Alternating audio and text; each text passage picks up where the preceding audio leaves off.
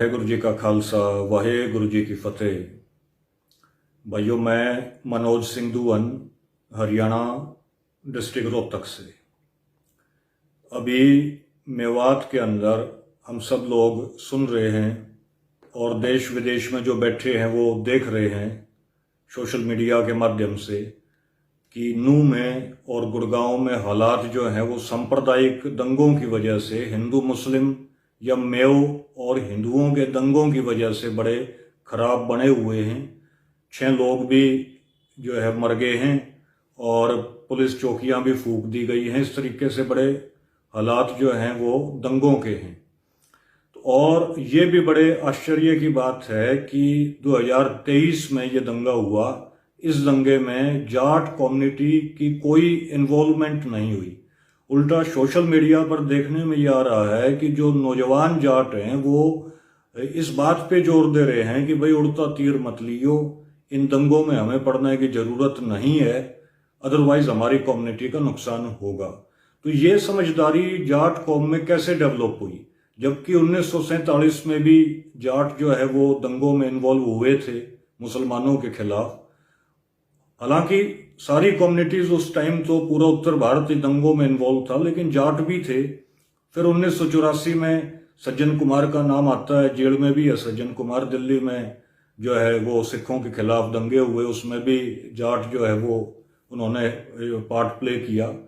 और फिर 2013 में मुजफ्फरनगर में दंगे हुए, तो मुजफ्फरनगर के दंगों में भी जाट और जो मुसलमान हैं उनके आपस में दंगे हुए।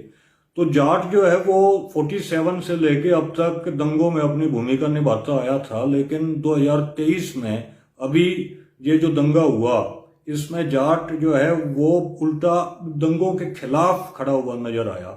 जाटों ने ये अपील की कि भाई जाट कम्युनिटी कम से कम इन दंगों में इन्वॉल्व ना हो। उसकी वजह यह है कि जाट कौम के साथ एक बहुत बड़ा धोखा हुआ है, और वो धोखा जो है हिंदू संगठनों ने किया है, जिसकी वजह से जाट हिंदू संगठनों से या कहीं कहीं हिंदुत्व से जाटों का मोह भंग हो गया।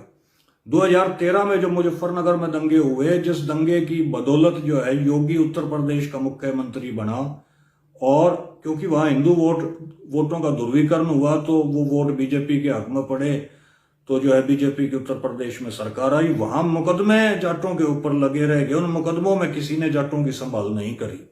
उसके बाद 2016 के अंदर हरियाणा में फरवरी 2016 में जाटों ने कहा भाई हमें आरक्षण दो, हम इस देश के लिए हमेशा ही खड़े मिलते हैं। करगिल लड़ाई में सबसे ज्यादा जाट शहीद हुए, 71 की लड़ाई में सबसे ज्यादा जाट शहीद हुए, 65 की लड़ाई में सबसे ज्यादा जाट शहीद हुए।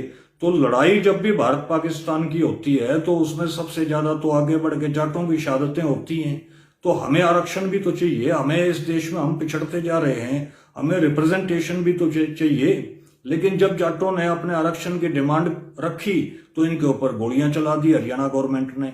20 के लगभग हमारे भाई शहीद हुए, हमें जेलों में डाल दिया। सैकड़ों नौजवानों को जेलों में डाल के उनका भविष्य बर्बाद करने की जो है वो कोशिश हुई, और भविष्य बर्बाद किया भी। तो वहां जाटों को यह समझ में आया कि यार तुम तो ये समझा करते कि तुम हिंदू हो, और हिंदू सरकार तुम्हारे ऊपर गोलियां चला रही है। तो वहां जाटों का दिमाग खुलना शुरू हुआ। लेकिन जाटों को दबा दिया इन्होंने, जाटों को काफी सुप्रेस कर दिया, जाटों को डराने की कोशिश हुई जेलों में डाल के या गोलियां चलाकर। लेकिन 2020 में जब किसान मूवमेंट चला, और किसान मूवमेंट जो था वो बेसिकली जो अडानी के खिलाफ था, क्योंकि अडानी को ही सरकार सारी मंडी को देना चाह रही थी। तो उसमें जब पंजाब से उठ के किसान दिल्ली में आया तो हरियाणा के जाटों को भी यह हौसला हुआ कि भाई देखो ये भाई हैं तुम्हारे अपने। तो 2016 में तो जाटों को दुश्मन की पहचान हुई, और किसान मूवमेंट में जाटों को जो है अपने दोस्तों की पहचान हुई, अपने भाई की पहचान हुई कि पंजाब वाले सिख जो हैं वो हमारे भाई हैं। और जाटों का जो समझदारी थी वो थोड़ा सा और उसमें आगे बढ़ी। उसके बाद पहलवानों की मूवमेंट चली दिल्ली में। पहलवानों की मूवमेंट के अंदर जो ब्रजभूषण शरण है, जो बीजेपी का एमपी है और भारतीय कुश्ती संघ का जो प्रेसिडेंट रहा, चेयरमैन रहा, उसके ऊपर ओलंपियन खिलाड़ियों ने यह आरोप लगाया कि भाई ये रेपिस्ट है, इसने यौन शोषण किया है। तो अयोध्या के संत भी उसके हक में आके खड़े हो गए, और उस मुद्दे को, जो एक राष्ट्र का मुद्दा था, जो एक देश का मुद्दा था, जो खिलाड़ियों से जुड़ा हुआ मुद्दा था, उसको भी जो हिंदू संगठन थे इन्होंने जात पात में बांटने की कोशिश की और वहां जाटों को अकेला